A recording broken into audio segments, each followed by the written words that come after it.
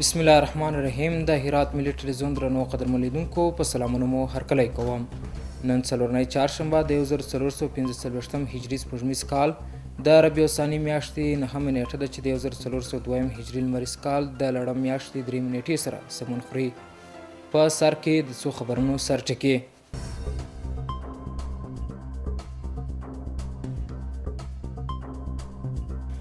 د کابل ښاروال هرات ته د خپل سفر په ترڅ کې د هرات والي سره لیدنه.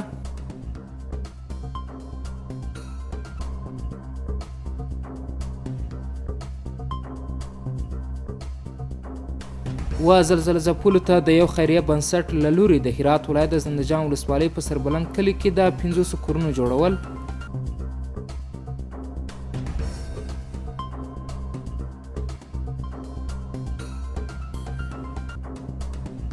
او د روشن مخابراتي شرکت له لوري و دغو زلزلو ځپلو ته د 6 میلیونو افغانیو په ارزښت مرستې.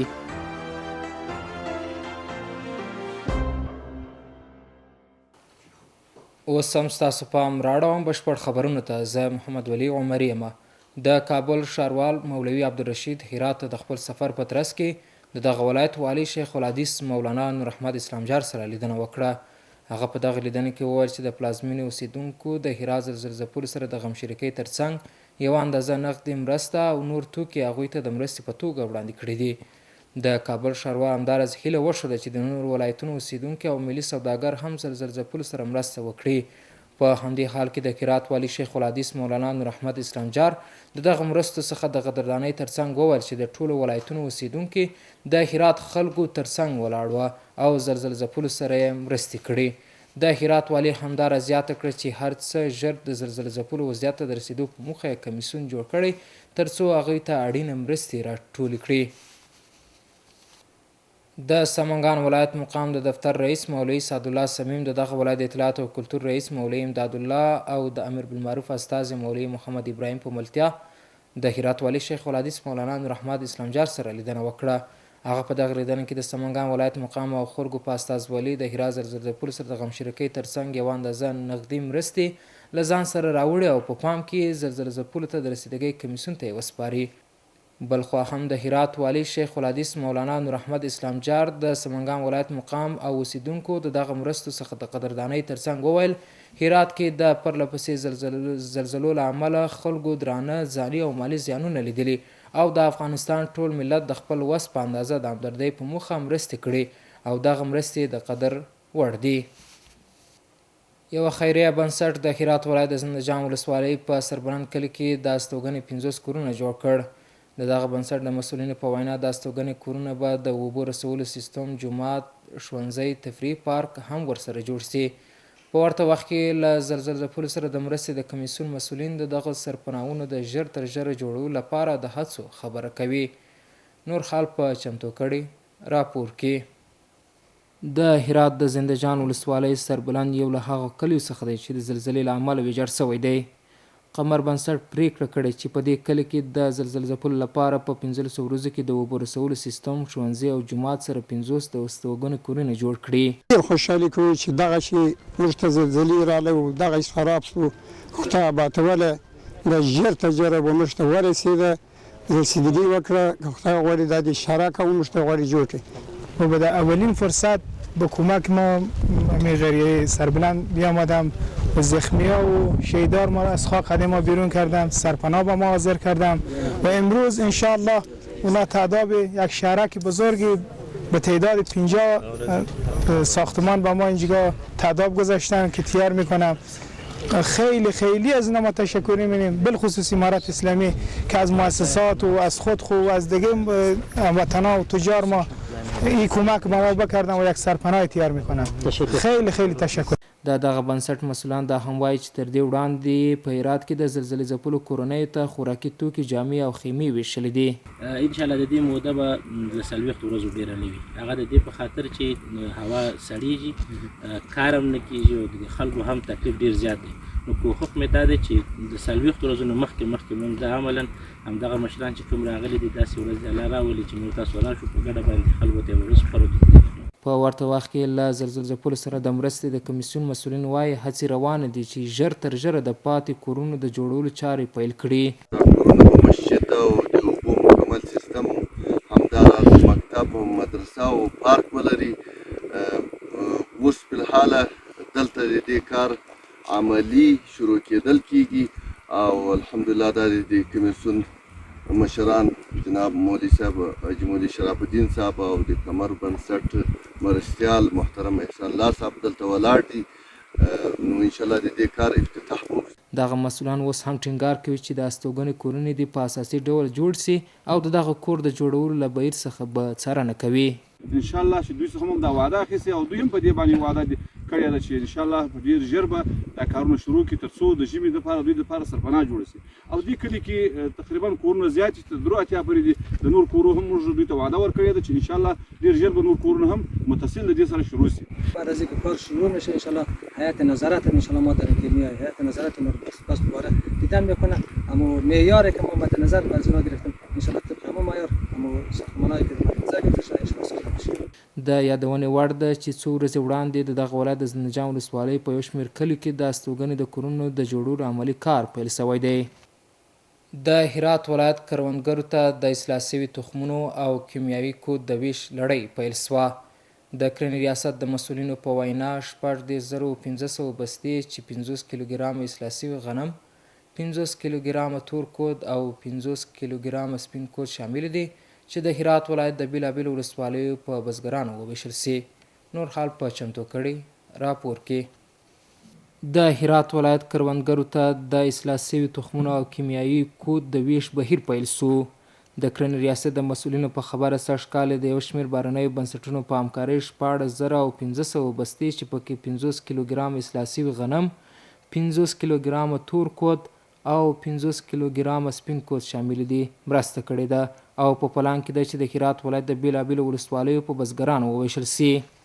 هغه دغه دي چې تاسو وینئ چې د حال یاست چې په هر نواحي کې د ښار او په هر ولسوالي کې 19 ولسوالي د هرات ولایت موږ د غنمو توزیع لرو د هغه مؤسساتو څخه چې هغه همکار وي. یقینا موږ زیات ځایونه خپله ورسره تللي او ورسره ځو چې دا په حقه باندې و دې ملت ته ورسیږي، څوک پاتې نه سي، دا رنجېدلي مسکینان نادر بدر هغو کسانو ته ورسیږي، حق و حق ته ورسوو. موږ په مجموع کې د هرات په ولایت کې تقریبا 15,000 څو تر 10,000 سهمه پورې مقدار دقیق نه دی راته معلوم، د 10 تر 15,000 پورې موږ سهمه لرو چې په هغه کې یوه بوجۍ 50 کیلویي غنم دی اصلاح شوي غنم او یوه بوجۍ تور کود دی او یوه بوجۍ سپین کود دی.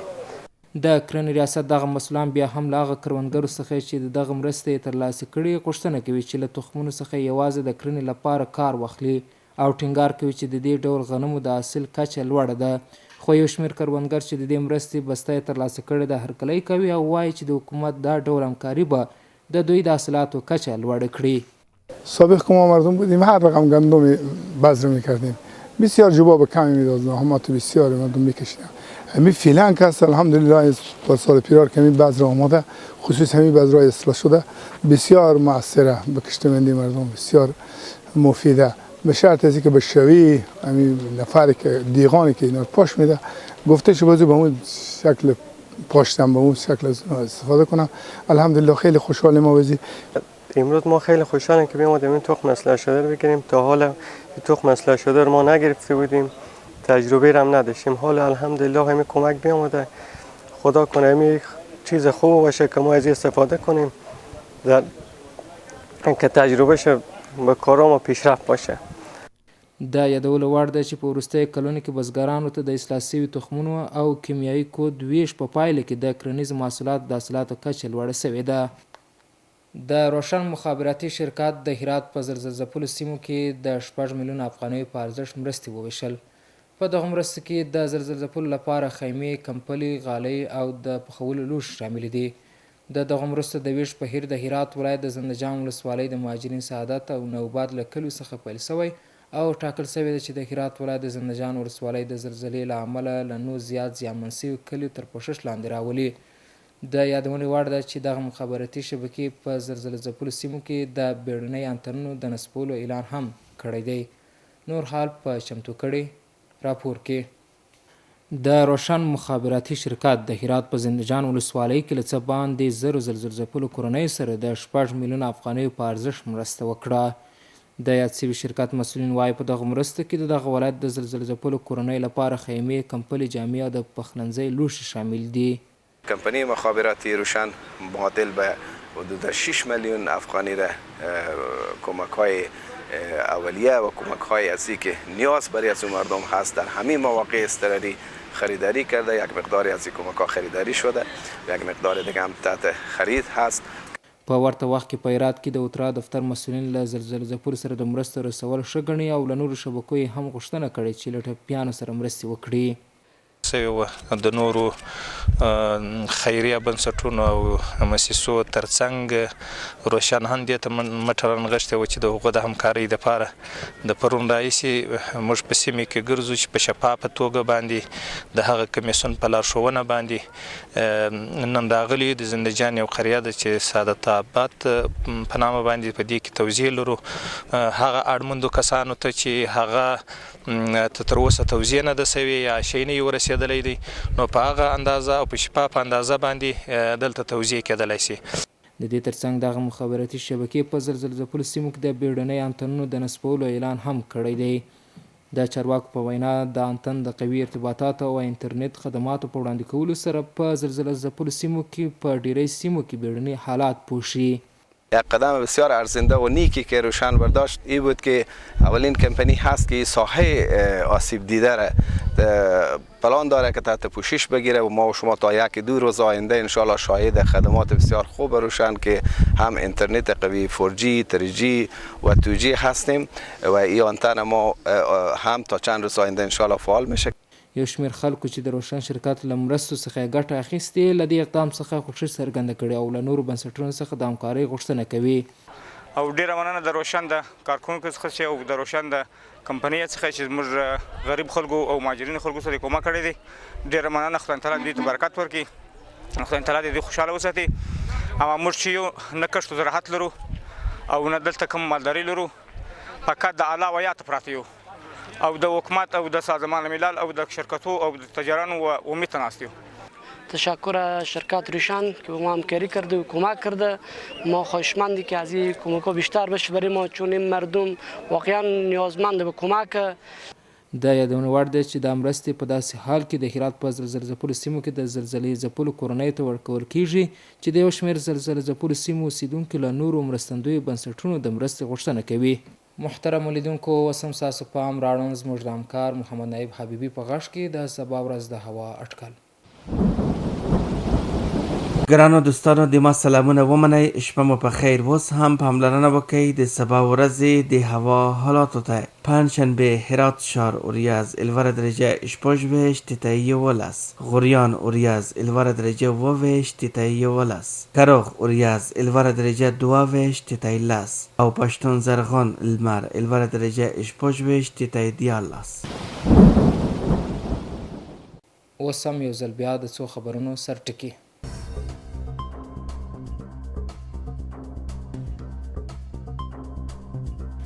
د کابل ښاروال هرات ته د خپل سفر په ترڅ کې د هرات والي سره لیدنه.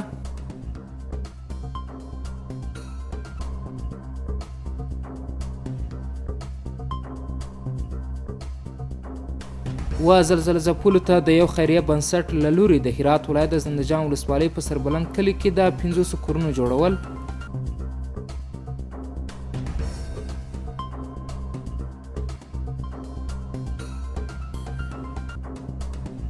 او د روشن مخابراتي شرکت له لوري و دغو زلزله ځپلو ته د 6 میلیونه افغانیو په ارزښت مرستې.